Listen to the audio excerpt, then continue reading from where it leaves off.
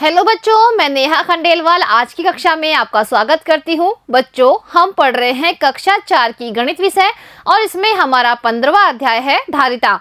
तो बच्चों, आज हम इस अध्याय में मिलीलीटर इकाई का परिचय करेंगे। तो देखिए बच्चों, पिछली कक्षा में आपने देखा था कि जो 1 लीटर होता है उसमें होते हैं 1000 मिलीलीटर।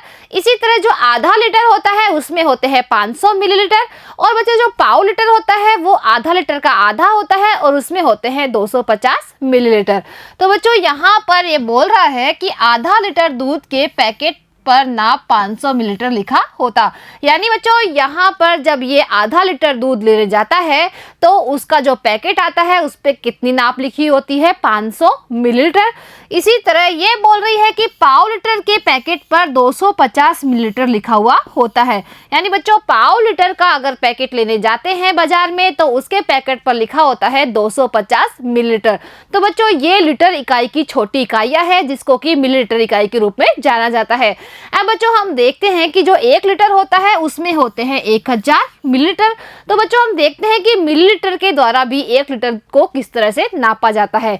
तो देखिए, अगर हम 200 मिलीलीटर नाप का उपयोग करते हैं 1 लीटर को नापने के लिए तो 200 मिलीलीटर की 5 नाप हमें डालनी होगी। देखिए, 1, 2, 3, 4 और 5, क्योंकि 200 मिलीलीटर की 5 नाप डालने पर हो जाता है 1000 मिलीलीटर, जो कि 1 लीटर के बराबर होता है। तो देखिए बच्चों, हम जोड़ के देखते हैं 200 को 5 बार, 2, 3, 4 और 5।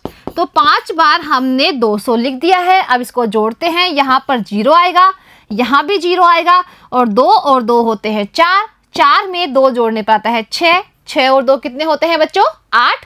8 और 2 होता है 10। तो कितने आ गए यहाँ पे? 1000 मिलीलीटर, यानी ये हो गया है 1 लीटर। इसी तरह बच्चों, अगर 250 मिलीलीटर को जोड़कर हम देखें कि कितने डालने पर 1 लीटर बनता है। तो देखिए बच्चों, 250 जब हम 4 बार जोड़ते हैं तो बन जाता है 1 लीटर। जोड़कर देखते हैं बच्चों, यहाँ 0 ही है तो 0 आएगा। 5 और 5 होते हैं 10, 10 और 5 होते हैं 15, 15 और 5 कितने होते हैं? 20। तो 20 का 0 हम यहाँ लिखेंगे, 2 के लगाएंगे हासिल। अब 2 और 2 होते हैं 4, 4 और 2 6, 6 और 2 8, 8 और 2 10। यानी बच्चों, अगर पाव लीटर हम 4 बार नापते हैं तो बन जाता है 1 लीटर, क्योंकि बच्चों पाव को 4 बार जोड़ने पर हो जाता है 1000 मिलीलीटर। इसी तरह बच्चों, अगर आधा लीटर से हम नापते हैं 1 लीटर, यानी 500 मिलीलीटर को हम 2 बार डालते हैं तो 1 लीटर बन जाता है, क्योंकि 500 और 500 इन दोनों का जोड़ हो जाता है 1000, जो कि 1 लीटर के बराबर होता है। अब बच्चों, यहाँ पर देखिए 100 मिलीलीटर की नाप है। तो 100 मिलीलीटर की नाप से अगर हम 1 लीटर नापना चाहते हैं तो इसको हम डालेंगे 10 बार, क्योंकि बच्चों 100 को 10 बार जोड़ने पर आता है 1000।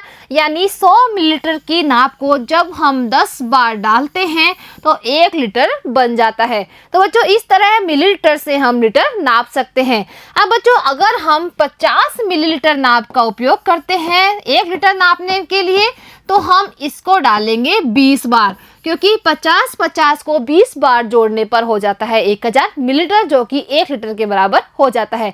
तो देखिए बच्चों, यहाँ पर 1 लीटर को नापने के लिए विभिन्न प्रकार की मिलीलीटर इकाइयों का हमने उपयोग किया है। तो बच्चों, जो मिलीलीटर इकाई है वो है छोटी इकाई धारिता नापने के लिए, और लीटर इकाई है बड़ी इकाई धारिता नापने के लिए। अब देखिए बच्चों, यहाँ पर ये दवाई की शीशी आपको दिखाई दे रही है। यानी बच्चों, आप जब हॉस्पिटल जाते हो दिखाने के लिए तो जो डॉक्टर है वो आपको दवाई की एक शीशी देता है।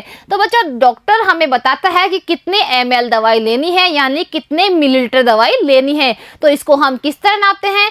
आपने देखा होगा कि जो दवाई की शीशी आती है उसका जो ढक्कन होता है उस पर इस तरह के अंक लिखे हुए होते हैं। तो बच्चों, ये अंक हमें मिलीलीटर इकाई दिखाते हैं।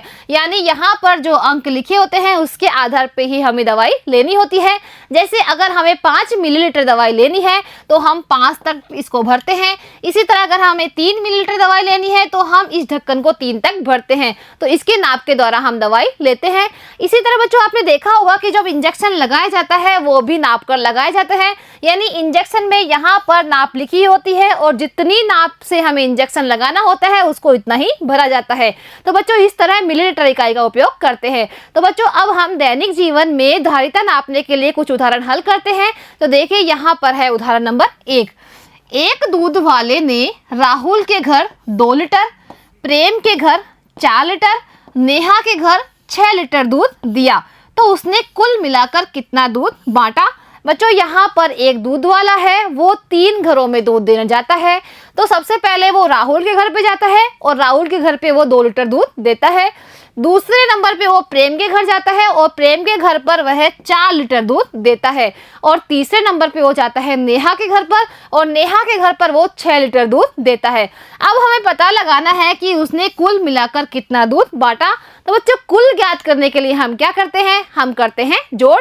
यानी तीनों घरों में उसने जितना दूध बांटा है उन तीनों का हम जोड़ कर देंगे तो हमें पता चल जाएगा कि उसने कुल कितना दूध बांटा है। तो लिखते हैं बच्चों यहाँ पर राहुल के घर पर उसने कितना दूध दिया था, 2 लीटर। और दूसरे नंबर पर वो गया था प्रेम के घर और प्रेम के घर पर उसने दिया था 4 लीटर दूध। और तीसरे नंबर पे वो जाता है नेहा के घर पर और नेहा के घर पर वो देता है 6 लीटर दूध। अब हमें ज्ञात करना है कुल दूध। तो कुल दूध ज्ञात करने के लिए हम इन तीनों को जोड़ देंगे। तो जोड़ते हैं बच्चों, 2 और 4 कितने होते हैं, 6। 6 में 6 जोड़ने पर आते हैं 12। तो 12 क्या है, लीटर। यानी दूध वाले ने कुल मिलाकर 12 लीटर दूध बांट दिया है। अब करते हैं उदाहरण नंबर 2। यहाँ लिखा हुआ है एक दुकानदार ने ग्राहकों को 2 लीटर 500 मिलीलीटर, 4 लीटर 300 मिलीलीटर व 3 लीटर 100 मिलीलीटर तेल बेचा, तो उसने कुल कितना तेल बेचा। बच्चों यहाँ पर एक दुकानदार है, वो अलग अलग ग्राहकों को अलग अलग मात्रा में तेल देता है। यानी उसने पहले ग्राहक को दिया 2 लीटर 500 मिलीलीटर तेल, दूसरे को दिया उसने 4 लीटर 300 मिलीलीटर तेल और तीसरे को उसने दिया है 3 लीटर 100 मिलीलीटर तेल। अब हमसे पूछा जा रहा है कि उसने कुल कितना तेल बेचा है। तो बच्चों कुल ज्ञात करने के लिए हम क्या करते हैं, जोड़ करते हैं। यानी तीनों ग्राहकों को उसने जितना तेल बांटा है उन तीनों की मात्रा को हम जोड़ देंगे तो हमें पता चल जाएगा कि दुकानदार ने कुल कितना तेल बेचा है। तो लिखते हैं बच्चों यहाँ पर पहले ग्राहक को उसने कितना तेल दिया।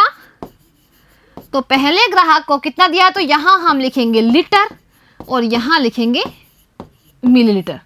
तो पहले ग्राहक को उसने दिया था 2 लीटर 500 मिलीलीटर, तो 2 लीटर हम लीटर के नीचे लिखेंगे और 500 मिलीलीटर हम मिलीलीटर के नीचे लिखते हैं। अब दूसरे ग्राहक को कितना तेल दिया, दूसरे ग्राहक को दिया उसने 4 लीटर 300 मिलीलीटर, तो 4 लीटर हम यहाँ लिखेंगे और 300 मिलीलीटर हम यहाँ लिखते हैं। अब तीसरे ग्राहक का लिखते हैं, तीसरे ग्राहक को दिया उसने 3 लीटर 100 मिलीलीटर, तो 3 लीटर हम लीटर के नीचे लिखते हैं और 100 मिलीलीटर हम मिलीलीटर के नीचे लिखते हैं। अब बच्चों हम ज्ञात करेंगे कुल कितना तेल बेचा। तो हम यहाँ लिखेंगे कुल तेल बेचा और कुल ज्ञात करने के लिए हम इन तीनों को जोड़ देंगे। अब बच्चों सबसे पहले हम मिलीलीटर को जोड़ते हैं। तो देखिए यहाँ पर 0 है तो 0 ही आएगा, यहाँ भी 0 है तो 0 आएगा। अब बच्चों 5 और 3 कितने होते हैं, 5 और 3 होते हैं बच्चों 8। 8 में 1 जोड़ने पर आता है 9। अब बच्चों हम जोड़ेंगे लीटर। तो देखिए 2 और 4 होते हैं 6 और 6 में 3 जोड़ने पर आता है 9। तो यहाँ पर हम लिखेंगे 9। तो 9 तो है लीटर और 900 है मिलीलीटर। यानी बच्चों अब हमें पता चल गया है कि दुकानदार ने कुल मिलाकर 9 लीटर 900 मिलीलीटर तेल बेचा है। अब बच्चों आज हमने इसके संबंधित 2 उदाहरण हल किए हैं। अब बच्चों अगली कक्षा में हम अन्य उदाहरण हल करेंगे। तो मिलते हैं अगली कक्षा में। आज के लिए इतना ही, धन्यवाद।